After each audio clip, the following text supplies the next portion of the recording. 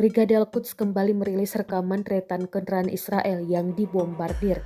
Rekamannya diunggah di Telegram pada Jumat 5 Januari 2024. Dalam keterangan unggahan disebutkan, inilah adegan Brigade Al-Quds saat mengincar sejumlah kendaraan Israel di poros Al-Tufa dan Al-Daraj sebelah timur kota Gaza. Pejuang Brigade Al-Quds menggunakan granat berpeluncur roket hingga rudal Yasin dalam penyerang. Serangan yang diluncurkan dari jarak dekat dan akurat mengenai sasaran. Meski tak menyebabkan korban jiwa, serangan Brigade Al-Quds tersebut tetap saja membuat Israel merugi. Juru bicara Brigade Al-Qassam, Abu Ubaidah, mengumumkan pada Senin 1 Januari 2024 kemarin bahwa mereka juga berhasil menghancurkan atau merusak total 71 kendaraan militer Israel dalam 4 hari terakhir. Angka itu membuat jumlah kendaraan tempur yang dihancurkan pejuang Palestina mencapai angka 1.000 unit.